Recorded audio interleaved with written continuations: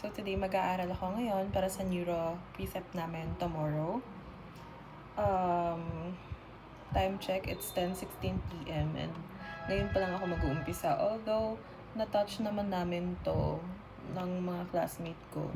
Hindi pa rin siya sapat and hindi pa rin ako nakakapagbasa ng mga tawag dito. Basta. Anyway, ayun. So, sabi nila Doc, pwede raw kami magdala ng notes. Handwritten lang. So, ayun. Yun ang gagawin ko today. Pero okay, ito, sinuot ko to para ma-inspire ko. Kasi kanina pa ako nawawala-wala sa landas. Anyway. So, yun yung gagawin ko. Kailangan ko muna kasi siyang i-arrange lahat para maayos ko siyang maaaral. Kasi ngayon, wala pa akong masyadong flow. Meron naman na checklist, but hindi, kulang. So, 3 days itong preceptorials namin sa neuro. So, sa day 1, motor system tsaka cerebellum exam. Day 2 is yung cranial nerves. Tas day 3, yung mental status, sensory tsaka meningeals. So, yun. Samahan nyo lang ako mag-practice. Tas hayaan nyo lang akong magkamali-mali. Game. Ano to?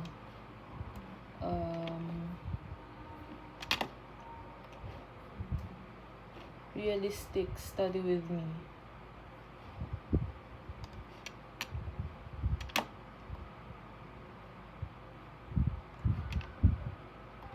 Wait, so kung bukas, kung motor system lang, ano kailangan namin? So, sa motor system kasi, inspect for atrophy, fasciculations, tremors, asymmetry. Pero sabi rin dito,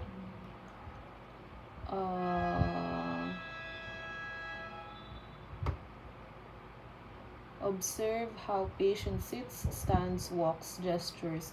Compare patient's contours, proportions with normal. Scrutinize size and contours of muscles. Kailangan rostrocaudal yung sequence. Always compare left and right. Check for fettage, fasciculations, involuntary movements, tremors, atrophy, joint contractures. Ay, hindi ako maka-join sa wifi.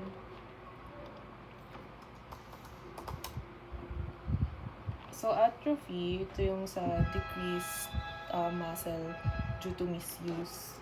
Pwede rin denervation, pero yun yung to compare yung lower motor and upper motor neuron, the meniscus. I don't know kung tama ba pinagsasabi ko kasi love and hate ko talaga tong neuro eh. So, ito sabi dito, example, instruction to patient. Sir, check ko lang po yung ilang parte ng katawan nyo, tulad ng leeg, balikat, kamay, tuhod, paa.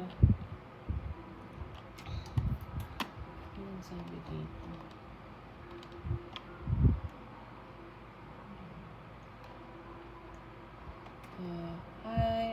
So I'm gonna inspect your muscles for any fasciculations, involuntary movements, fettage, tremors, atrophy, and joint contractures.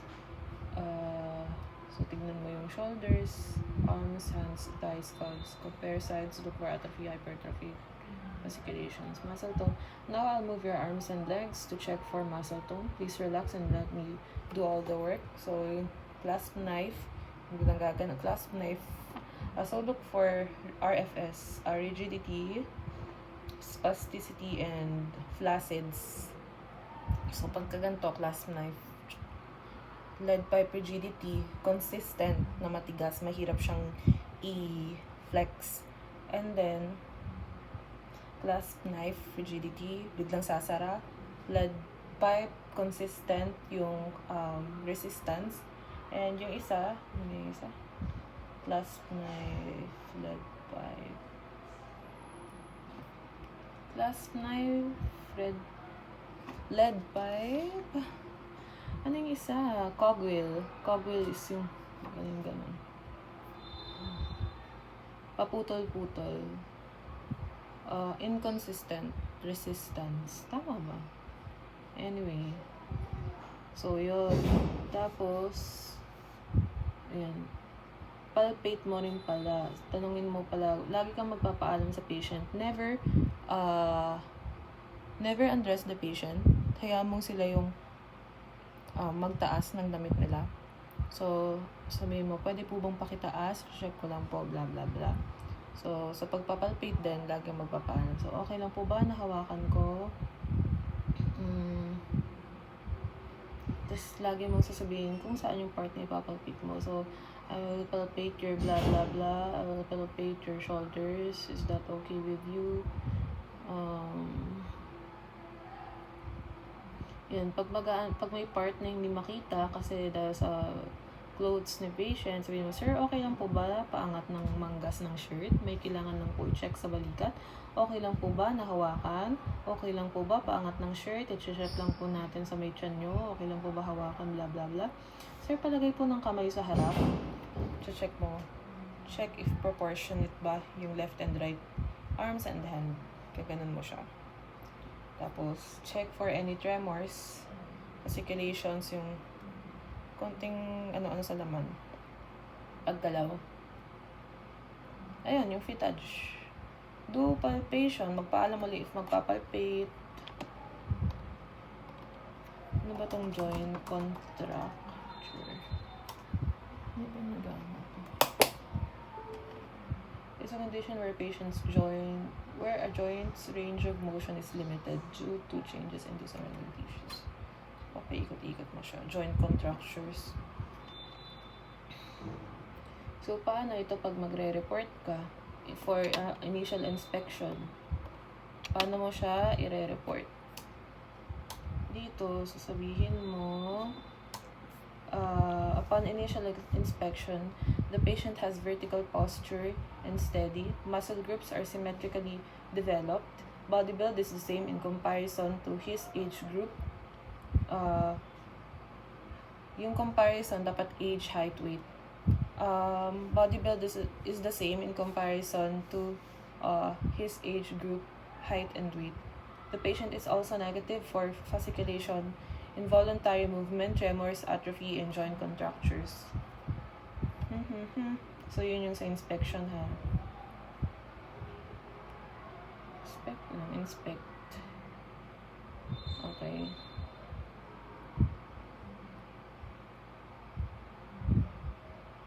Palpate.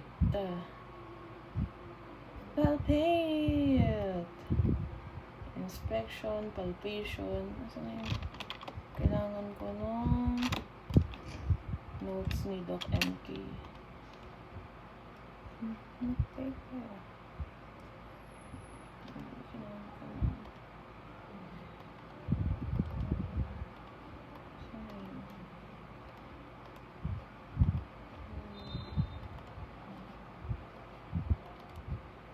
언제나 그랬지 서 있을 거야.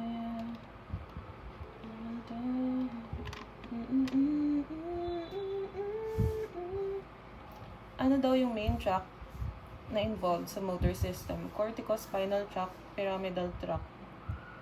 Pathway ng motor system, Broca's area 4, pre-central gyrus motor cortex, to carota radiata, then internal capsule. Oh my gosh. Okay, anyway, yung correct sequence ng motor, inspect, palpate, tone, strength, reflex. Inspect, palpate, palpation. Buksan natin to. Kasi nahihirapan akong abutin. Wait, oh my gosh. All this time, nakabukas sayang ng battery.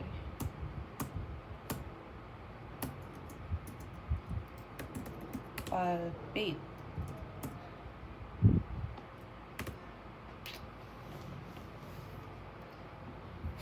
Okay.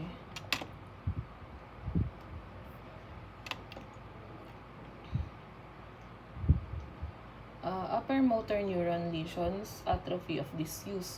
Lower motor neuron lesions, atrophy of denervation. So, pag sa upper, dahil sa disuse.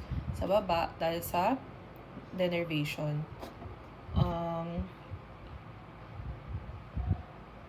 Inspect palpaton, strength, reflex. Ito na, strength grading. Inspect. Dapat, natin ito. Inspect, palpate. Tone, strength, reflex. Okay, stop. Reflex. Naka-bold, underline.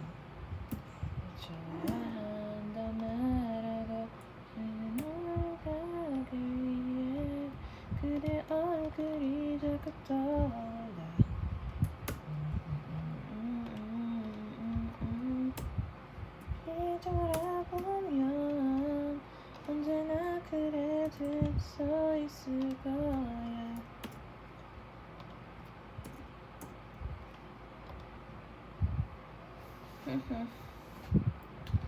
So, yun na yun. Sa muscle tone,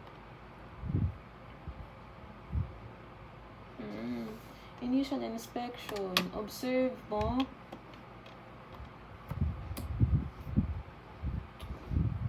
Wait, masyado akong naguguluhan.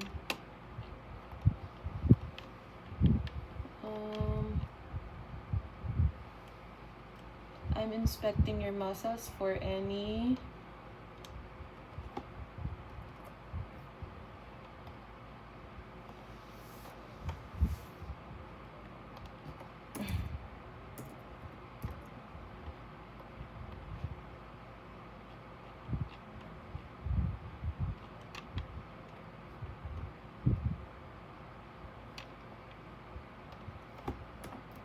inspection, palpation. I'm inspecting your muscles for any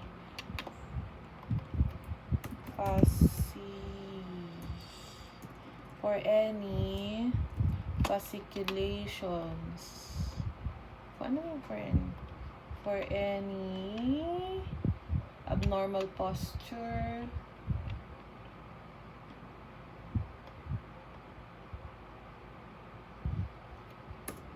For any abnormal posture, fasciculations, involuntary movements, like, ayun yun, involuntary movements, fettage, tremors, atrophy, and joint contractures.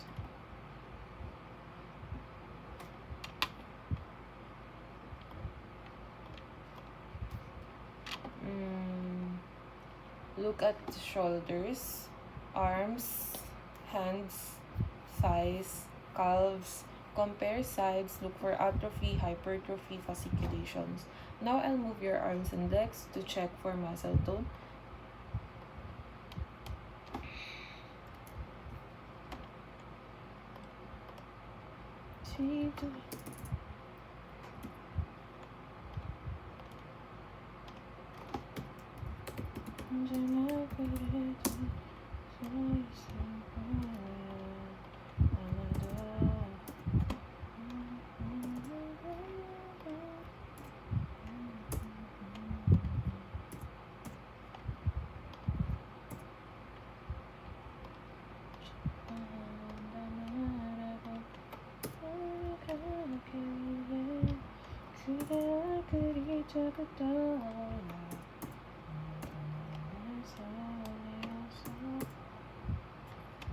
Madali lang naman pala.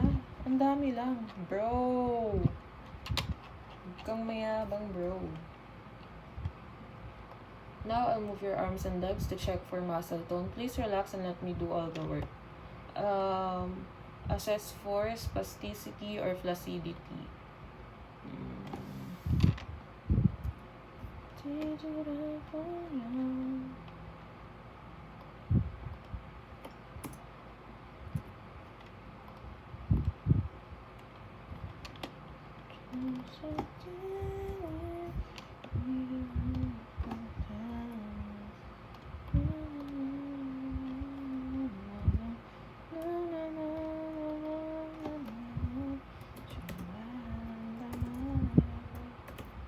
Kaya ko to. 그래 얼굴이 조금 떠올라.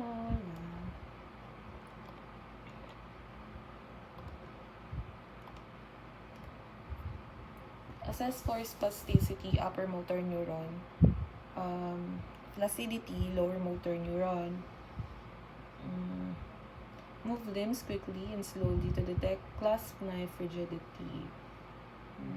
Muscle power, use MRC scale, 0 no movement, 5 normal. Muscle power, MRC scale. My gosh, dapat yata.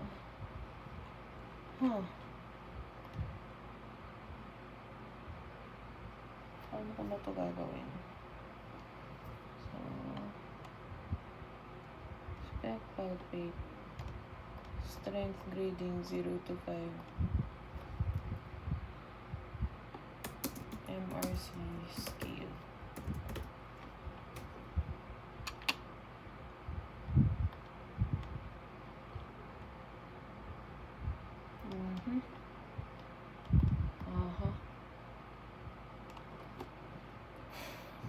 This is so hard. No, it's not.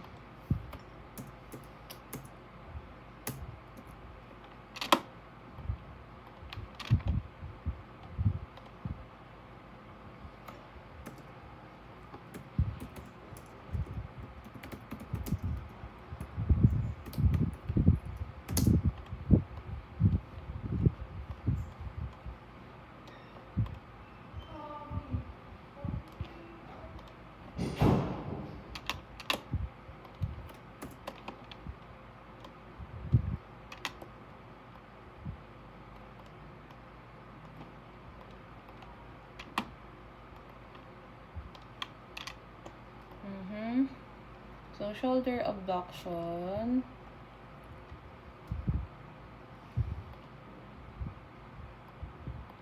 Ay, ito eh.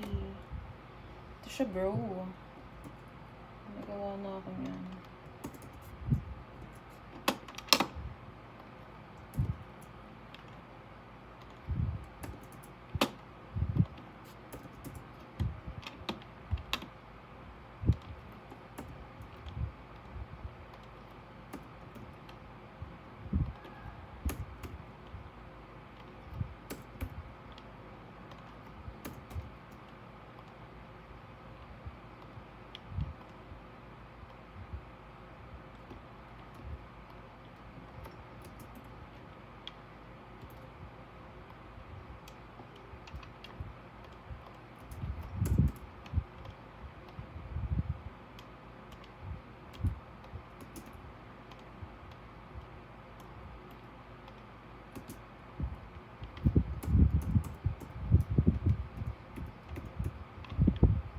Kaya ko to. I can do this. Elbow flexion, elbow extension. Kaya ko to.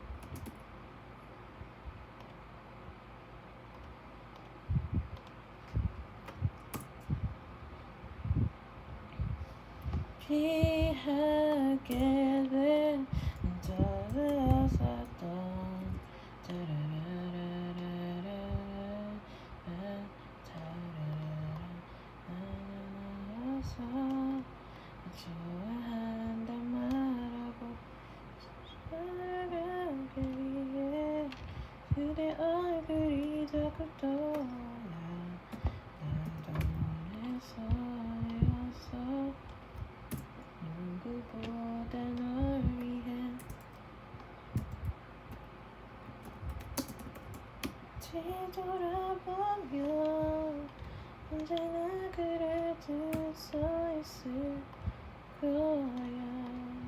아마도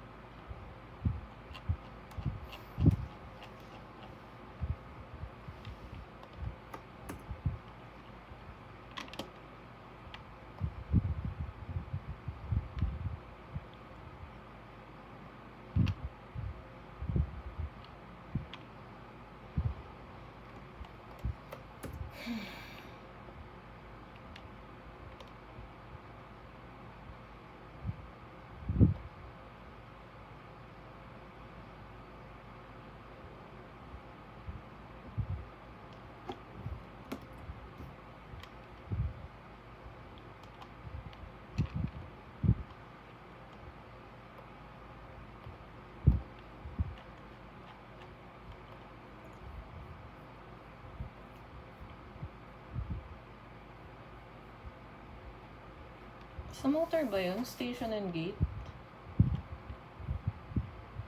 Wah! Oh my god! What the fuck? Wow! Grabe. Ang dami pala. Sheesh! Bakit ganito? Oh my goodness. Akala ko yun lang yun. GG talaga. GG. Bakit ganito, Doc? My gosh. Grabehan talaga. Oh my God. Ayoko na. Lord, help me, Lord. Diyos ko. Bakit ganito?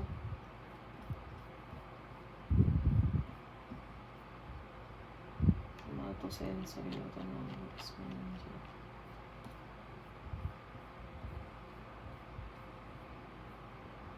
Rental status. So, yung color green na lang na yun. Kailangan mo. Grabe. My God. Hindi ko na kaya. Help me.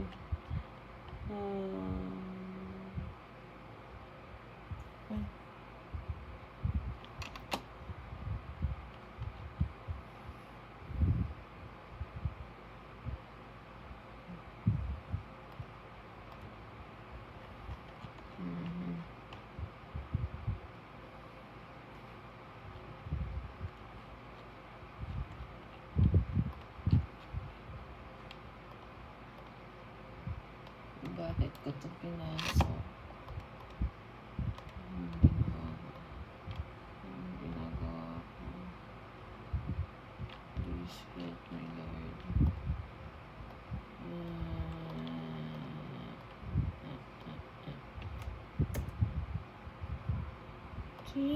뒤돌아보면 언제나 그래도 서 있을 거야.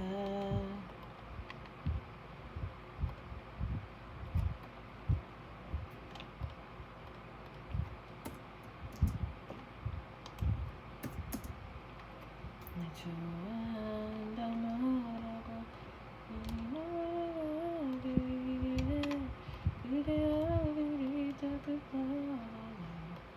내게 몰래서 외워서 좋아한단 말 이대로 들리는 전화 그래도 서 있을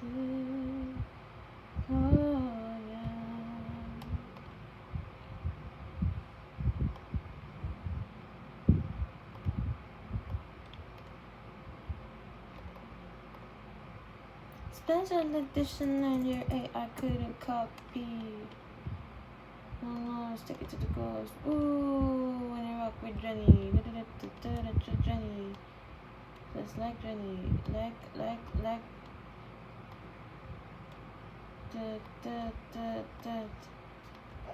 Ano to? How?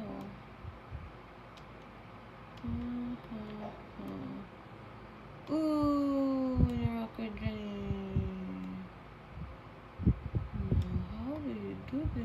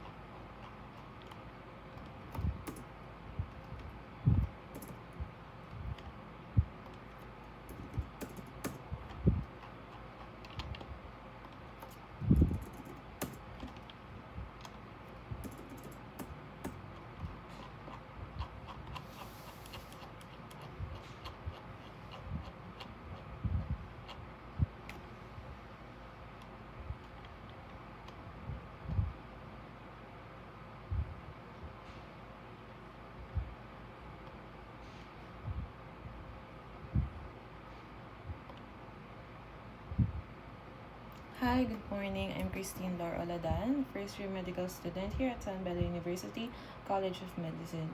I'll be asking you a few questions, and I'm going to do a neurologic exam which will focus on your muscles and coordination. Is that okay with you? So, to start, may I ask for your name and age, please? What brought you here today? Thank you. Can you tell me when did the problem start? Is it getting better, worse, or staying the same? Is it constant or does it come and go? Where do you feel the problem most? One side or both sides? How would you describe them? Okay. Is there any associated symptoms like numbness, tingling, pain, tremors, or imbalance? Do you have any difficulty doing daily tasks like walking, writing, uh, brushing your teeth, or buttoning your shirt? Have you had any recent infections, trauma, or vaccinations? Any history of similar episodes before? Any history of stroke, seizures, diabetes, high blood pressure, thyroid problems? Do you smoke or drink alcohol? If so, how much?